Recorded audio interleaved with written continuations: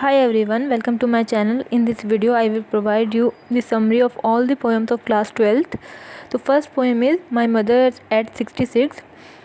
One last Friday morning, the poetess was driving from her parents' home to the coaching airport. Her mother was sitting beside her in the car. She suddenly had a look at her mother. She found that her mother was dozing with her mouth open mouth. Her face was as pale as that of a corpse. The poet painfully realized that her mother is not going to live long. This painful thought haunted her, but soon she tried to put it off by looking out of the car window. She saw the young trees running past them. She looked at the merry children coming out of their homes. As she saw life and vitality in the outside world, the painful thought passed away from her mind.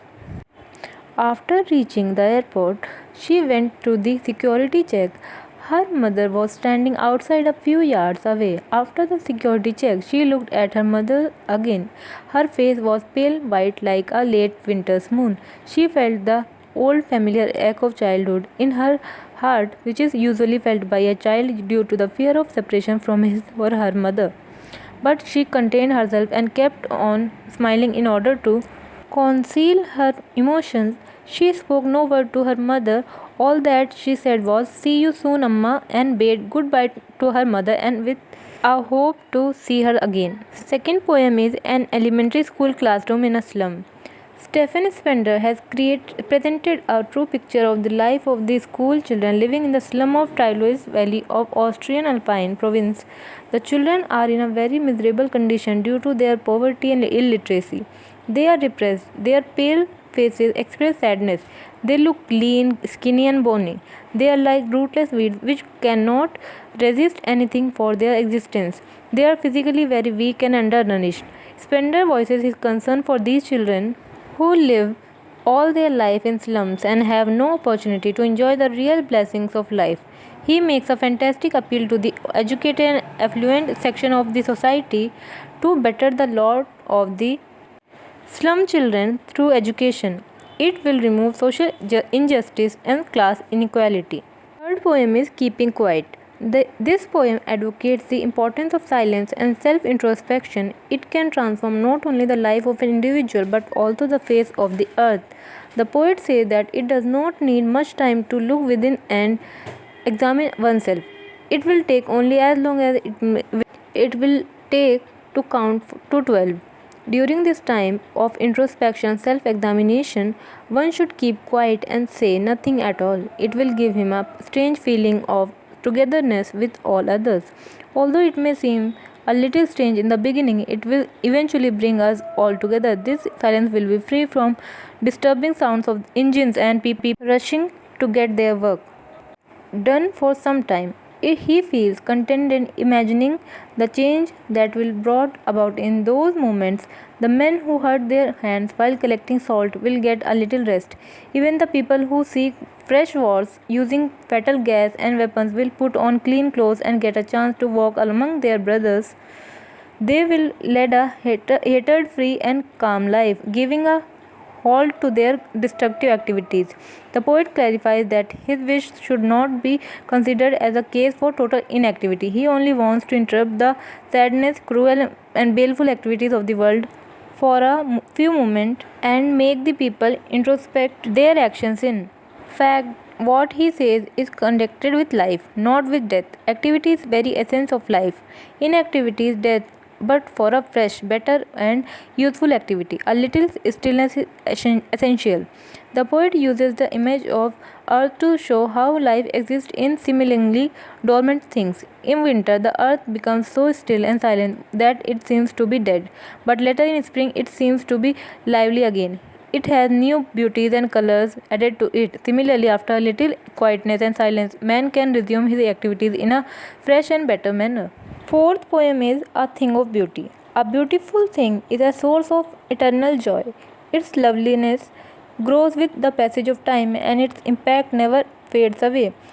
It is as soothing as a cool shade. It never passes into nothingness. It gives us good health, sound sleep, and mental peace. It provides the beholder with a heaven of tranquility and solace. Man and nature are inseparable. Is the beauty of nature that keeps us attached to this earth. Every morning we collect fresh, lovely flowers and prepare gardens. They refresh our mood and we forget our worries for a while. Every person gets a bitter taste of sorrow, suffering, and grief. Disease, disappointments, and misfortunes give us mental and physical suffering. It is the beautiful things that remove the pall of sadness from our lives and make us happy and hopeful. All beautiful things of nature are a boon for human beings. The sun, the moon, the trees, daffodils, simple sheep, clear streams, forest ferns, musk rose, etc. provide us peace and happiness. In addition to these lovely objects of nature, there are plays and poems to lift our spirit. The glorious achievements of mighty heroes and magnificent rewards by God on the day of judgment for those mighty men. Lovely tales of olden days are endless source of everlasting joy. The poet feels that nothing can surpass the beauty of nature. They are an exhalation of life. They are like an endless fountain that pours immortal drink from the heaven into our hearts. So beauty is a gift of God and it gives us joy forever. Fifth poem is Aunt Jennifer's Tigers. In the poem Aunt Jennifer's Tigers, a woman expresses her suppressed feelings through her art. Aunt Jennifer is the victim of the male dominated society. She has no one to tell her mental and physical pain. She makes a picture to convey her deep feelings. The speaker describes the tigers which her aunt produced on the panel. They are set in motion. They are moving quickly by raising the front legs and jumping forwards on the back legs. In the green jungle, they look free, bright, brave, fearless, and magnificent. There are men sitting under the tree, but the tigers do not. They move on to their goal boldly and smoothly. Jennifer finds it difficult to make pictures by using the ivory needle. She is tired of doing the household work after she got married. She can't get herself involved in her artistic work. She has to do it in her leisure time. Even then, she has to be sure whether her husband is watching her or not. So, her hands are terrified. She will not be free from fear until she dies. She will be dominated by her husband. She will die, but her heart will express her desire to move proudly and fearlessly like the tiger she has made. So, these are the summaries of all the poems. I hope you like the video. मिलते हैं next video में. Thank you.